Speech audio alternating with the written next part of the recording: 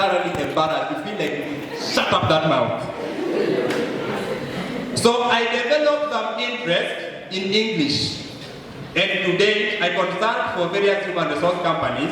We mark their letters of application. Oh, my friend, the letters of application that are written by people who call themselves graduates. Last week, on Tuesday, I was reviewing 213 letters of certain applicants. Out of the 213 letters, only 94 were properly written. I identified a gap and asked myself, what can I do easily? Then I said, I can help people refine their communication, refine their English. I can give inspirational talks. I can give personal development talks. I can talk during power breakfast. I can talk in conferences. And these days, I have got to learn this one thing that I am doing. What can you do easily? Yes. Where, in which area can I be fruitful? Question 1, we have said, what can I do easily? Question 2, what do others say of me? Your degree aside, whatever you are studying, what do people say of you? Do they see you as a mediator? Do they see you as an artist? Do they see you as a vocal trainer? Do they see you as a fashion and designer queen? Do they see you as someone who is a leader? What do people see in you? There is no single person who came from the heart of the Creator without potential. We can all do something. Put your job aside. The job that you have been given is an estimation of the one. They will train you and tell you that this is what we will pay you. But your work is this one thing that you are so passionate about, and you are saying, even if the government does not employ you, I can create employment for myself. One has to do it. Are we communicating? Yes. What do they say of you? They saw in me a potential to be a teacher, and I have become more than a teacher. My motivation for teaching was wrong. As early as class 2, I wanted to be a teacher for wrong reasons. Those days we used to be flogged thoroughly. There was a particular teacher who would cane us, unasimama hivi, and I would walk out. So I said, as early as class 2, I want to become a teacher so that I also cane students like my teacher. I became a teacher, yes. But when I became that teacher, caning was outlawed. But whatever they said about me helped me to become who I am. What do they say about you? As you identify the fruit that you can grow, what do people see in you? Do they see a preacher? Do they see a counselor? Do they see a business person? Do they see an administrator? Do they see someone who has a fine English that you can use to upgrade their CVs? Do they see someone who can be an administrator? What do people see in you? And what do they say about you? I'm insisting. Be fruitful. Number 3, question 3. As we identify how to become fruitful, ask yourself the third question. What makes me cry? What makes me cry? What makes you cry? Every time news is being broadcast on the TV, there are some items of news that may make you cry. Is it so? There are certain items of news you don't want to watch because they are so painful, they are so sad, and every time you feel annoyed by something, every time you shed a tear because of something, there could be an assignment for you in that day. For example, if you hate to see children suffering, it may mean that God is calling you to be a human rights defender. If you hate to see people suffering in Turkana, and in Garissa, and in Wajir, it may mean that God is calling you to come out with an NGO to help people. What is wrong with this thing? It's on strike. about the battery is low. What makes you cry? Anytime a great leader in the Bible cried about something, God used them as a vessel to transform that situation. When David cried about the insults that Goliath and the Philistines used to hurl against the Israelites, God used him to become the leader to bring down Goliath. When Moses cried that he saw how the children of Israel were in Egypt in bondage, God used the same Moses to bring them out of that land. When Nehemiah cried that the walls of Jerusalem had crumbled and it was as if it was desolate, God used Nehemiah to rebuild the wall in 52 days. Let me ask you, what one thing makes you cry? God could be calling you to grow that fruit. Do you cry when you see husbands battering their wives, or the other way around? Do you cry when wives batter their husbands? God could be calling you to be fruitful in that area and carve a niche so that you may expand your territory and make a living out of it. Bwana asifiwe. Are we communicating? Yes. Question 4. As we become fruitful, whom do I admire in this life? Why? Whom do you admire? All of us, or each of us, should have a person that we admire. Not that we deify them, no. There is someone who is a role model to you. Someone who lives your life. Someone who drives your car. Someone who does your job. And anytime he appears, you say, I desire to be like so and so. Do you have a role model? As you seek to be fruitful, whom do you admire? I want to tell you this. Any skill is learnable. Whoever is doing better than you is doing so because there is something he knows. There is something that he has implemented that you have not. You may begin a business today and someone flourishes. It is not because they are in the Illuminati. No. It is because there is something they know, something they are doing that you are not doing. Any skill is learnable. Who inspires you? Who is this person that you admire? And when you hang out with people that you admire, you are likely to become either as they are or even better than they are. Elisha hung out with Elijah and asked for a double portion of his power, and he did got it. Barnabas and Paul, there's something about mentorship. When you have realized there's a potential in someone and you like it, you can also grow to become better or the best person in that field. Who inspires you? Do you have a role model that you can look up to?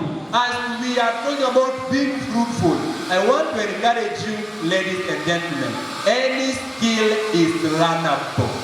Any skill is what? Learnable. You can learn it from that person and you can be as smart or even smarter than these people.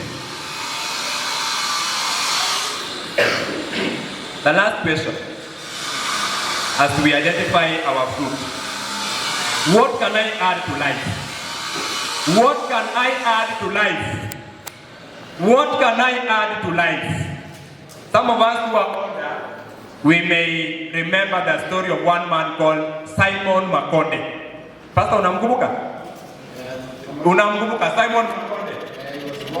Yes, tell us the story. He was born, a short story. Simon Makonde was born on Sunday. He was named on He was baptized on Tuesday. He was born on Monday. He was named on Tuesday. He married on Wednesday. He fell ill on Thursday. He was treated on Friday. And he died on Saturday. He was buried on Sunday. What is significant in the life of Simon Makonde? Hakuna. He was born and he drifted through life and he died. That is how some of us are living. When you read the obituaries, you will see so and so, 1947 to 2023, there is a dash. In this dash, what have you added to this life? Were you just born and then you married? You have done the things that common people do. What have you added to this life? That is what I'm telling you. Be fruitful so that in your obituary it can be written that for the period so and so was alive on earth, he impacted the lives of the community members of Embu University. Bwana asifiwe. What are you adding to this life? If there's one critic I don't like, unasalimia mkumbuko aje? Niko tu.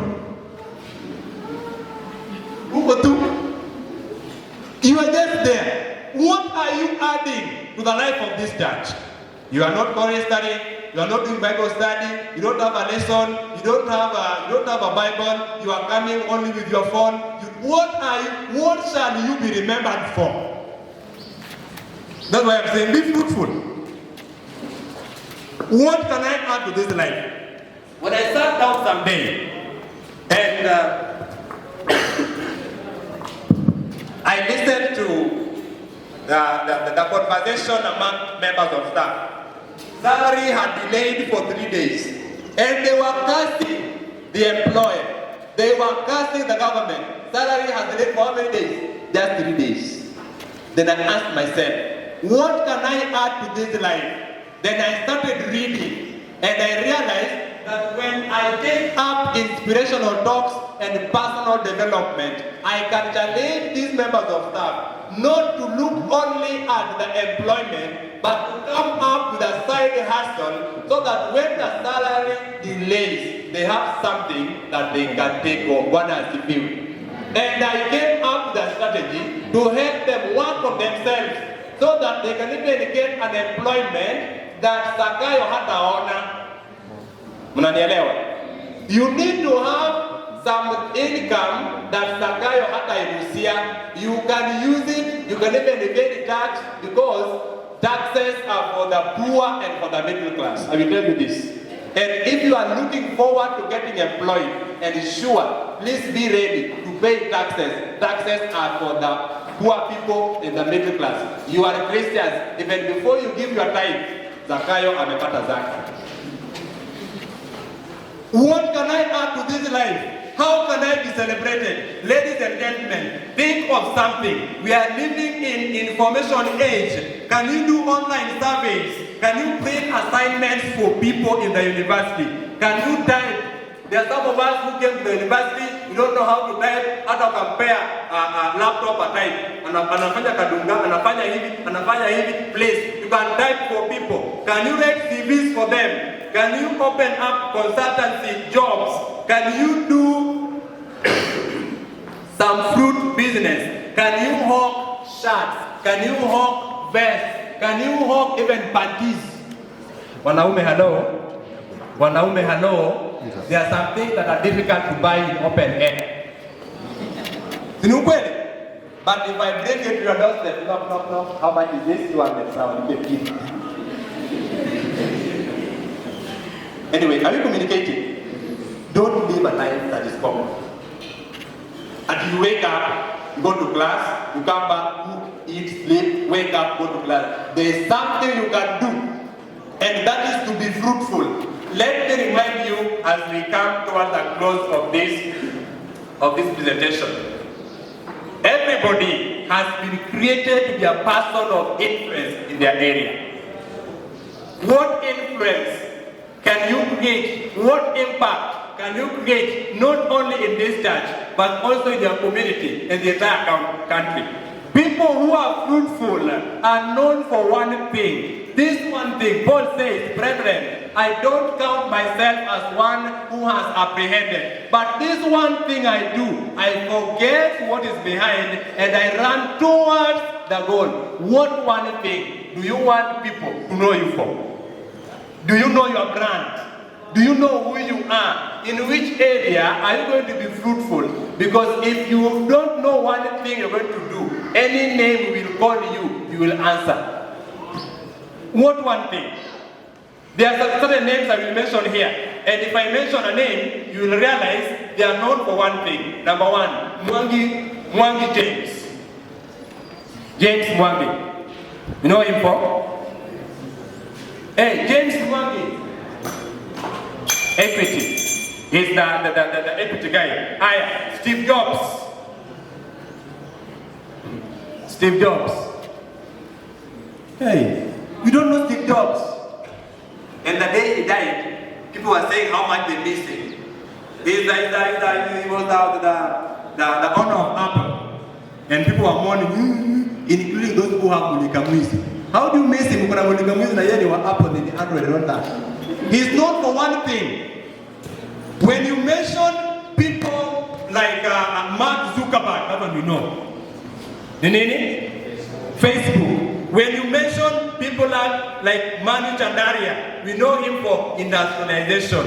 What do we know you for? Hello? What do we know you for? Hakuna.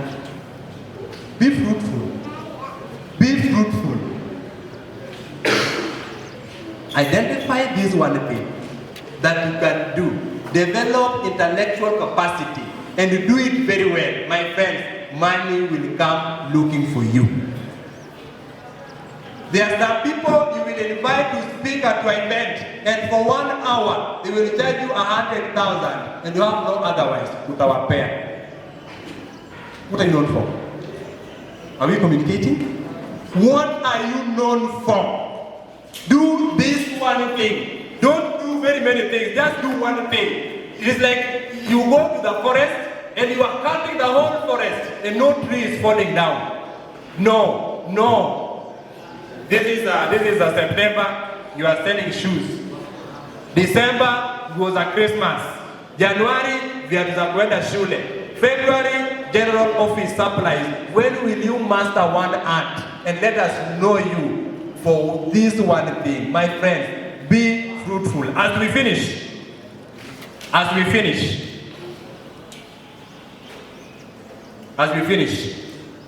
allow me to take you to Matthew chapter 25, where God gives certain talents. Now, Matthew 25 is the parable of the talents, and these talents represent in a large way the abilities that God has given Embu University students and any other person on earth. Everyone was born with an ability that they are supposed to expand by being fruitful. Now, in the story of the talents, there are how many people? How many servants? How many servants are there? Hey, talk to me. How many servants? 3. The first servant is given how many talents? Right here, 10. The first servant is given how many talents?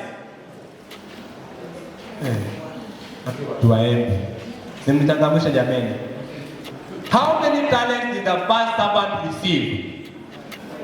5. Thank you. How many talents did the second servant receive? 2. How many talents did the third one receive? 1. How many talents did the first one produce in total? 10. And he said, Master, you gave me 5, I multiplied 5 more. Here are your 10. See, when you produce results, you speak little. Senor, when you produce results, you speak little. The second one, you gave me 2, I made 2 more. Here are your 4. Take them.